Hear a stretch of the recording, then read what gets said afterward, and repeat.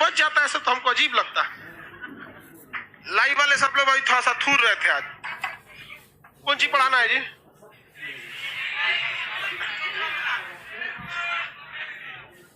History में संगम काल पढ़ा रहे थे। हाँ, संगम काल के बारे। हाँ बोलिए बाबू।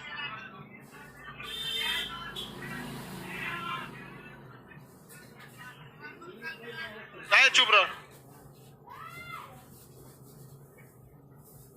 कौशल नरेश, देखिए समुद्रगुप्त के समय बहुत सारा सैन्य अभियान हुआ था सब। यहाँ पे बात समझिए, बैठिए। इनका जैसे इनका कहना है कि समुद्रगुप्त के शासनकाल में बहुत जितना नरेश वगैरह थे सब अगल बगल में जिससे जिससे संघर्ष हुआ था समुद्रगुप्त के समय, जैसे कौशल नरेश हो गए सब, या पीछे का प्रोजेक्टर चालू करिए, अलग अलग राजाओं से संघर्ष हुए थे। इनके नाम क्या थे बाबू? यही ना क्वेश्चन है। कौशल के हो गए, उस समय अवंती के कौन थे, ऐसे करके कई राजा आते हैं। देखिए बाबू समझिए ध्यान से। लाइव वाले थोड़ा सा लेट हो गया था आज, इधर में थूर रहे थे लोग। समझिए हिस्ट्री में कॉम्प्लिकेटेड कहाँ हो जाएंगे किसी चीज को।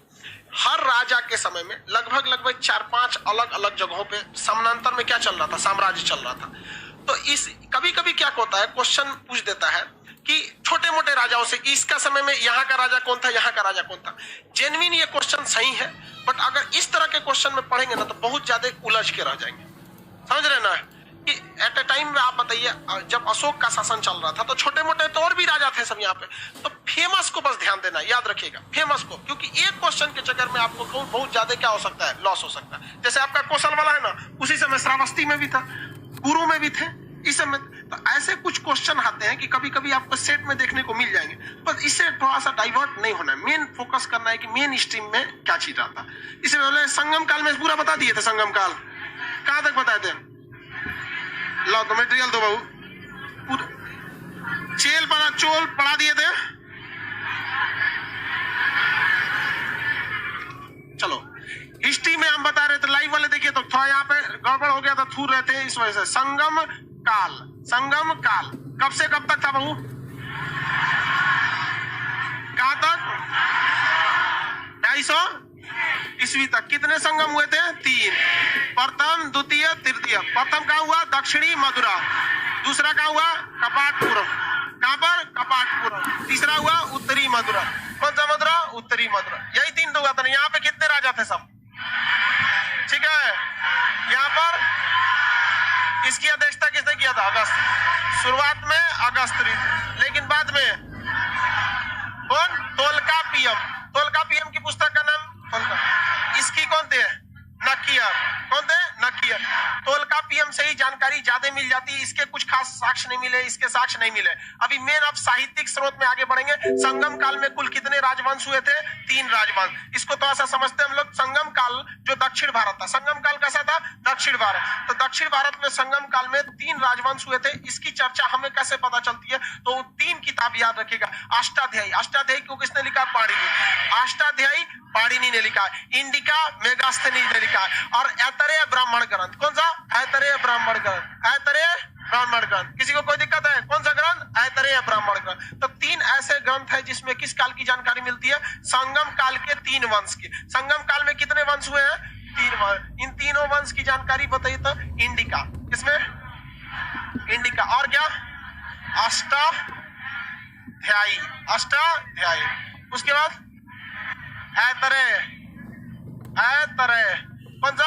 ऐतरेय ब्राह्मण ग्रंथ। किसमें? ऐतरेय ब्राह्मण ग्रंथ। तो 3 वंशों की क्या मिली है जानकारी? ये तीनों वंश की जानकारी 3 किताबों से मिलती है। इन 3 वंश में सबसे प्राचीन जो था उसका नाम था चेर वंश। चेर के बाद आए थे पांडव, चोल। कौन है? चोल 2 चरणों में आए थे सब। एक बार विलुप्त हो गए थे, फिर इसका उत्थान हो गया था चोलों का, क्योंकि सामंत थे सब, फिर जाके राजा बन गए सब। चोल जो थे, चेर, देखिए कौन सा? चेर का एरिया केरल का था। चेर का एरिया केरल का था।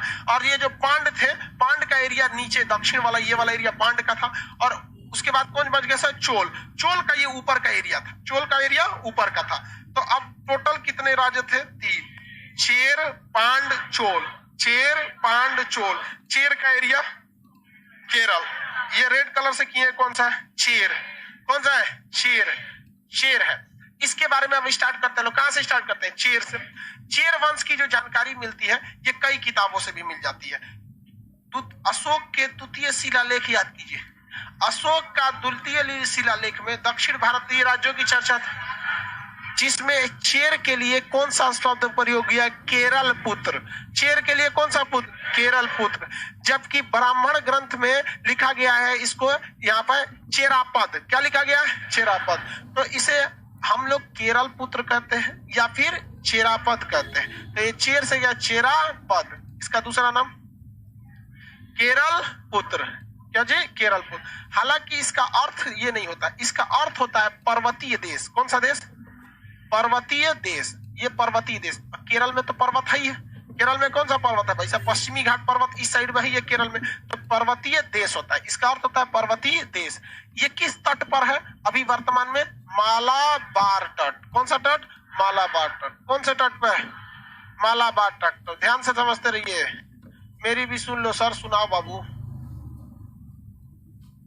चलिए ध्यान से देखते चलिए यहाँ पर। ये कौन सा देश? इसका अर्थ क्या होता है? पर्वतीय देश। अभी वर्तमान में ये कहां पर है? मालाबार तट। मालाबार सैन्य अभ्यास नाम सुने? मालाबार सैन्य अभ्यास किसके साथ हुआ? नौसेना का हुआ। सेना बताइए, उस समय तो इस युद्ध में सबसे मुख्य हथियार धनुष होता था। अब महाभारत देखिए या प्राचीन काल में देखिए, उस समय सबसे महत्वपूर्ण हथियार क्या होता था? धनुष। कौन सा था? धनुष। तो इनका चिन्ह क्या था? धनुष। इनका चिन्ह क्या था? धनुष। कहेगा कि केरल चेर का चिन्ह क्या था? धनुष था।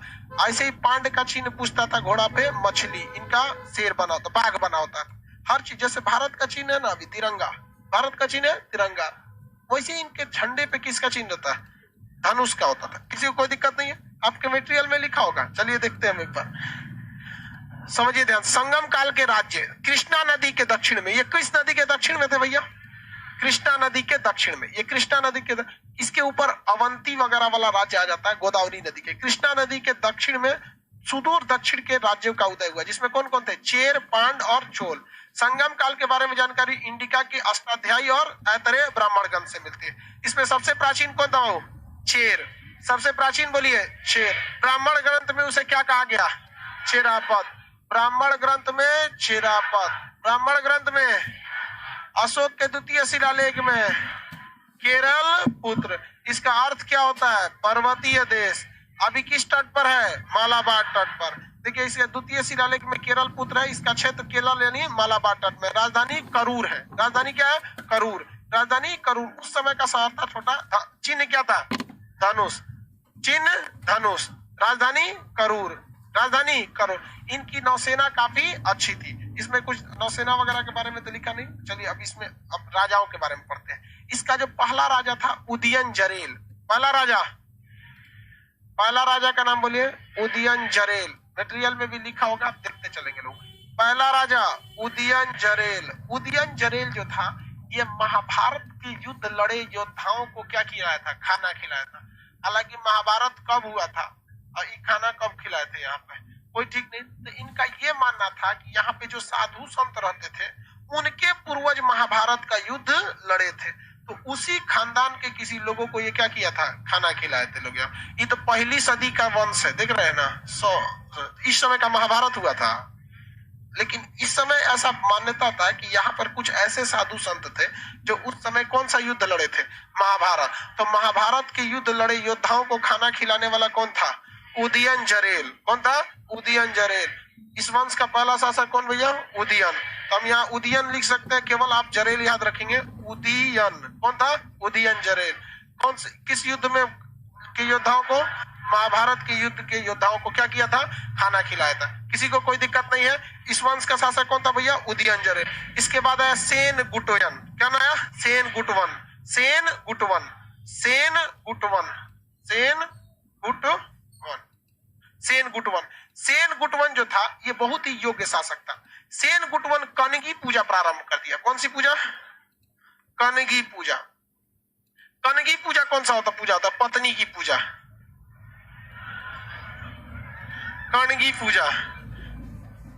पत्नी पूजा कौन चालू किया? सेन गुटवन। मटेरियल में नहीं दिख रहा है इनका, ये लाइव वाला मटेरियल में गया है कि नहीं? चला गया होगा, देख लीजिएगा। दूसरा दो बार अपलोड हो गया, दोनों में से देख लीजिए कौन सही है। बताइए हो कनगी पूजा किसने चालू किया? सेन। कनगी पूजा का मतलब क्या होता है? पत्नी की पूजा। और हद तो तब हो गया, ये साथ ही साथ निमंत्रण दे भेजा श्रीलंका के राजा को कि आप भी आइए हमारे यहाँ और कनगी पूजा में भाग लीजिए। पत्नी पूजा में समझ आ गया कि नहीं आ गया? तो कनगी पूजा किसने चालू किया था? सेन गुटवन। किसी को कोई दिक्कत है तो बोलिए। सेन गुटवन तक समझ में आ गया? मतलब इस वंश का पहला शासक उदयन जरेल, इस वंश का पहला शासक। उसके बाद सेन गुटवन, इसके बाद आया था आदि गमान। कौन आया? आदि गमान। आदि गमान जो था उसने यहाँ पर गन्ने की खेती प्रारंभ करा दिया। कौन सी खेती? गन्ने की खेती। तो बताइए संगम काल में चेर वंश के समय, देखिए काल तो हो गया संगम काल, ये एक पूरा टाइम पीरियड का नाम क्या था? संगम काल। 100 से लेके 250 ईसा। इस काल में पहला वंश कौन था? चेर। इसी वंश में शासक हुआ आपका आदि गमान। आदि गमान। आदि गमान। आदि गमान ने कौन सी खेती चालू किया? गन्ना की खेती प्रारंभ कर दिया था। वहां साउथ में गन्ना की खेती इसने प्रारंभ किया। कनगी पूजा सेन गुट, ये पूछता है बबुआ, इसको याद रखिएगा। कनगी पूजा का, कनगी पूजा महाभारत के योद्धाओं को भोजन कराने वाला उदयन जरेल। सेन गुटवन ने कौन सी पूजा चालू किया? कनगी पूजा में क्या होता था? पत्नी की, आपकी शादी ब्याह होगी तो पत्नी किस कलर का कपड़ा पहन के आएगी? लाल। क्यों लाल पहनती है?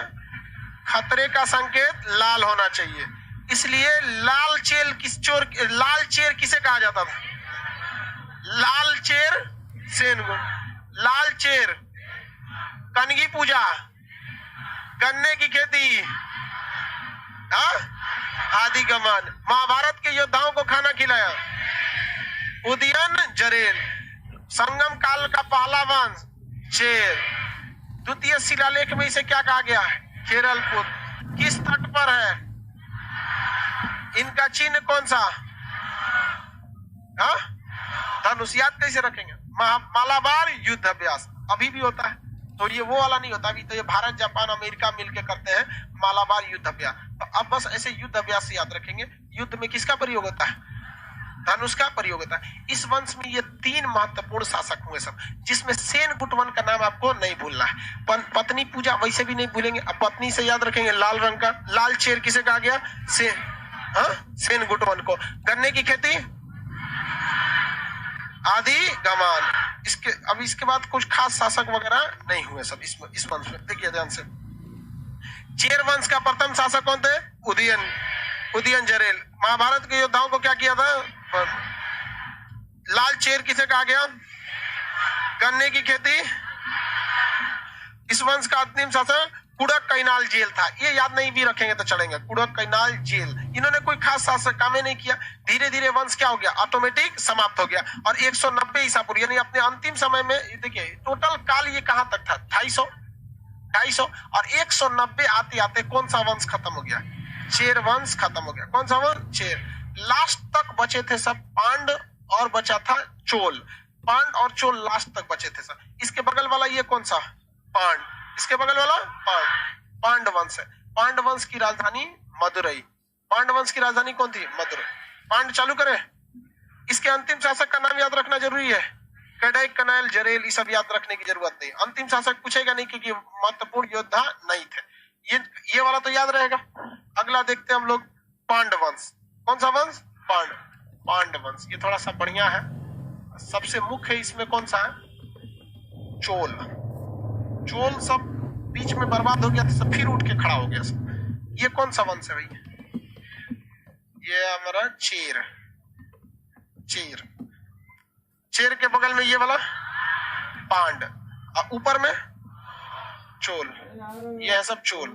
हम लोग को अभी ये वाला पढ़ना है पांड वंश की राजधानी मदुरई थी। पांड वंश के राजा सब बहुत ही ज्यादा योद्धा थे सब, चाहे वो नेडियोन हो, ये बहुत महत्वपूर्ण योद्धा थे सब। और इनके पास धन दौलत बहुत ज्यादा थी। इवन कि आप देखेंगे इस संगम काल में कितने संगम हुए हैं? संगम काल में कुल संगम तीनों संगम का पूरा खर्च किसने कराया? पांडवालों ने कराया था। तीनों संगम। पहला कहाँ हुआ था? दक्षिणी मदुरा, उसके बाद कपाटपुरम, उसके बाद उत्तरी मदुरा में। अब हम लोग कौन सा स्टार्ट करते हैं? पांडव वंश। दूसरा वंश था पांडवंश। पांडवंश इसका अर्थ होता है सबसे प्राचीन। इसका अर्थ क्या होता है? प्राचीन। लेकिन क्या ये सबसे प्राचीन था? ये सबसे प्राचीन नहीं था। ये धनी था। कैसा था? धनी साम्राज्य था। तीनों संगम किसने कराया था? पांड शासक। राजधानी बता सकते हैं? मदुरई। राजधानी मदुरई। मीनाक्षी मंदिर कहाँ है? मदुरई। त्योहारों का शहर मदुरई था। त्योहारों का शहर क्या था? मदुरई था। मीनाक्षी मंदिर मदुरई था। तीनों संगम पांड के शासन में। ये लोग मातृसत्तात्मक थे। कैसा? मातृसत्तात्मक थे। अभी आपको कई साम्राज्य मातृसत्तात्मक मिल गए सब। सिंधु सभ्यता का भी साक्ष्य आपको मिला मातृसत्तात्मक। सातवाहन का भी आपको मिला मातृसत्तात्मक। यहाँ आपको तीसरा मिला कौन सा? पांड। मातृसत्तात्मक। और ये लोग मातृसत्तात्मक थे तो याद रखेंगे मातृसत्तात्मक से एक बात कि महिलाओं को रत्न और मोतियां बहुत पसंद थी। रत्न और मोतियां बहुत पसंद। तो इसके समय मोतियों का व्यापार बहुत ज्यादा होता था। किसका व्यापार ज्यादा होता था? मोतियों का व्यापार। मोती का व्यापार होता था। और इन लोग का इंटरनेशनल लेवल तक व्यापार था। इन्होंने उस समय रोम के राजा आगस्टस, रोम का बहुत बड़ा राजा, क्या नाम था? आगस्टस के यहाँ अपना दूत और संदेश भेजा था रोम के यहाँ। आगस्टस इतना महान शासक था कि उसके नाम पर ही अगस्त महीना रखा गया है। जुलाई के बाद कौन सी आता है? कैसे बना है? अगस्त। एगो जूलियस सीजर नाम सुने? जुलाई। समझ में गया? ये सब बहुत बड़ा जबरदस्त राजा था सब। तो बताइए तो पांड राजा का किससे, उस समय के किस राजा से अच्छा संबंध था? आगस्टस। किस चीज का व्यापार करते थे लोग? आगस्टस कहाँ का था? रोम। आगस्टस रोम का था। ये लोग मातृसत्तात्मक थे। इस वंश में दो महत्वपूर्ण योद्धा हुए सब। दोनों का नाम देखेंगे। पहले एक बार पूरा शुरू से देखिए, वरना राजा के पे जाएंगे तो थोड़ा सा कंफ्यूजन होने लगता है आपको। ये क्षेत्र कौन सा भैया? पांड राजाओं।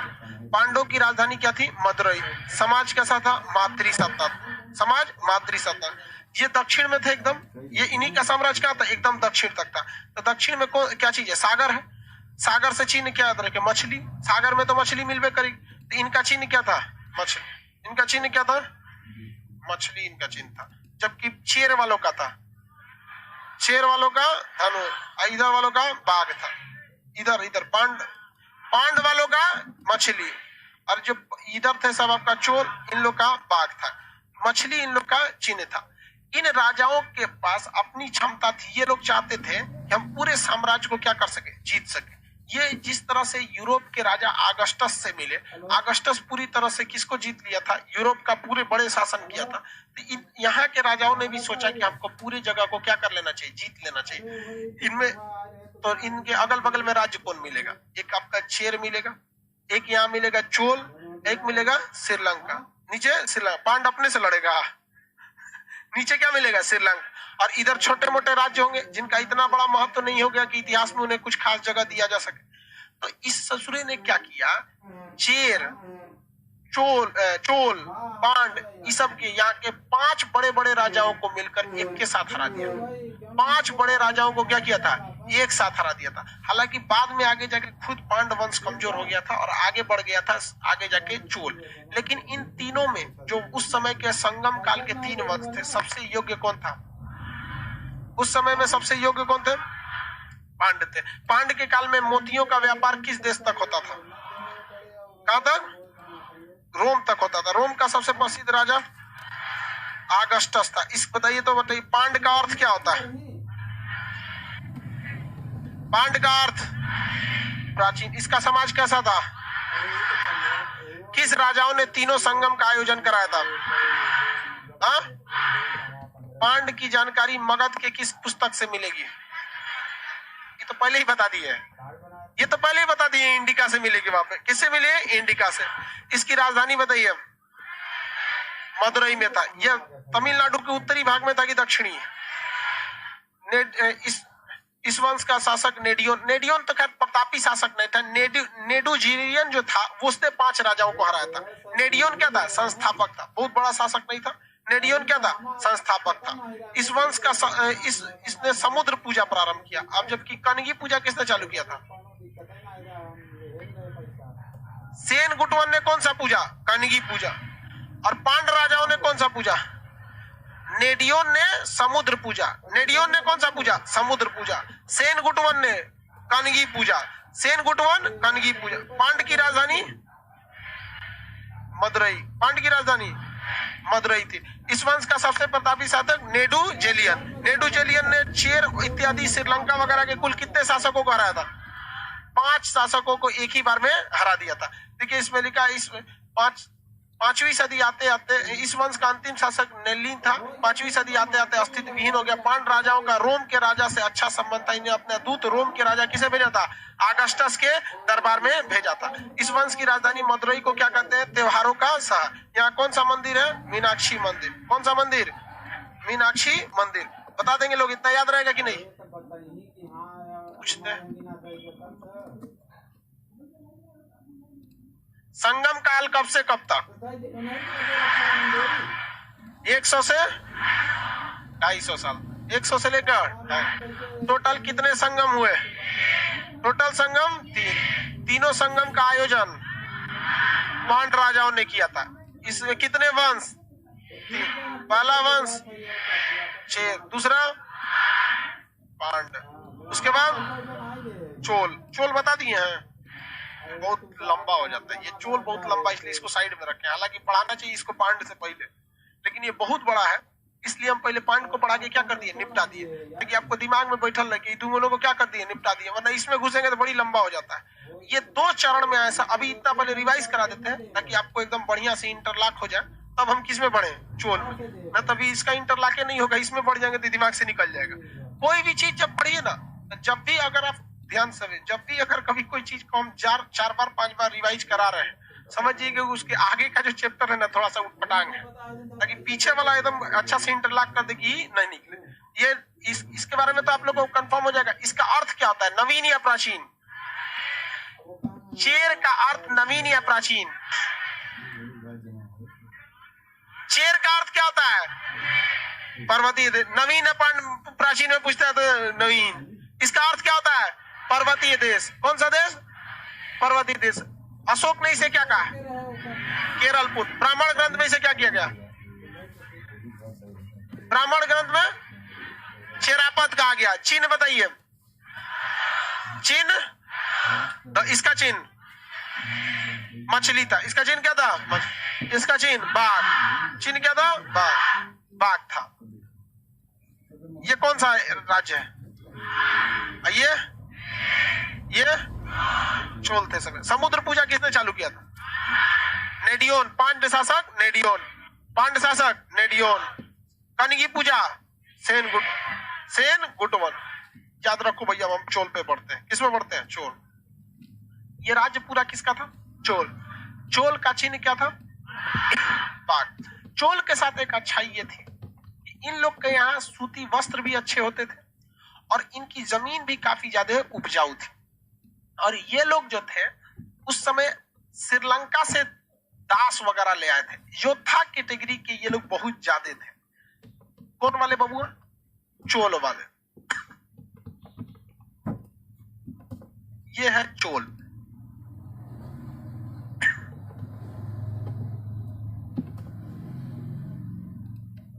चोल का चिन्ह बाघ। इनकी जमीन कैसी थी? उपजाऊ थी। इतनी उपजाऊ थी, या कौन सी नदी बता सकते हैं? कावेरी नदी। भाई देखो, कृष्णा नदी के नीचे तो ये तीनों राज्य थे, लेकिन चोल में मुख्य रूप से कौन सी नदी थी? कावेरी। और उस वहां चोलों का जो साम्राज्य था इतना उपजाऊ था कि कहा गया था कि जितने जगह में एक हाथी बैठेगी, कितने देर में हाथी बैठेगी, हाथी बैठने के लिए कितना जगह लेगा? 1 रूम बराबर। तो उतने जमीन में इतनी खेती कर सकते हैं कि 7 आदमी का पेट भर सकते हैं 1 साल। 1 साल तक 7 आदमी का पेट भरने इतना खाना उगाया जा सकता है। इतना नहीं समझा सब?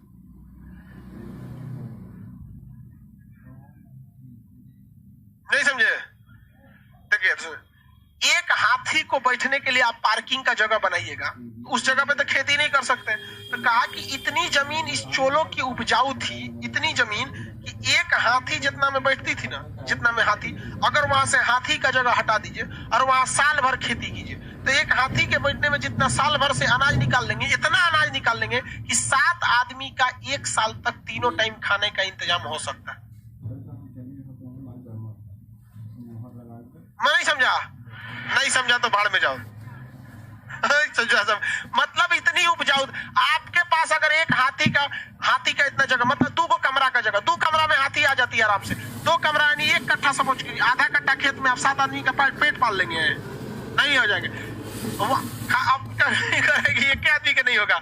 हम लोग के यहाँ की जमीन उपजाऊ नहीं है, लेकिन उस समय की भूमि इतनी उपजाऊ थी कि इसके अर्थव्यवस्था में अचानक से बहुत तेजी आ गया। और इसको ये बात पता चल गया चोल राजाओं को कि भैया अभी के समय में कोई इंडस्ट्री काम नहीं करेगी, जो काम करेगा वो खेती करेगा। क्या काम करेगा? खेती करेगा। अब खेती के लिए नहर बनाना जरूरी है कि नहीं बने नहर, तो इसने कावेरी नदी पर सोचा कि बहुत बढ़िया से नहर बनाया जाए। नहर बनाने के लिए खोदने वाला जेसीबी उस समय था नहीं, बांध था ही नहीं, तभी जेसीबी ले आया श्रीलंका से। कहां से लाया? श्रीलंका। उस समय श्रीलंका में जेसीबी नहीं था, हमला कर दिया कहां पर? श्रीलंका में। और यहाँ से 10,000 लोगों को पकड़ के लाया, मार मार के क्या बनवा दिया? बांध। यहाँ पे दासों से क्या बनवा दिया था? बांध बनवा दिया। यहाँ पे बहुत खतरनाक राजा थे सब इस समय। और अपनी जमीन को उपजाऊ बनाने के लिए इन लोगों ने जो ना कांड करना था वो सारा कांड किया इन लोगों ने, चोल शासकों ने। चोल शासक कहां से दास लाए थे सर? श्रीलंका से दास लाए थे। इनका चिन्ह क्या था? इन तीनों में नौसेना सबसे तगड़ी किसकी थी? सबसे तगड़ी नौसेना चोल।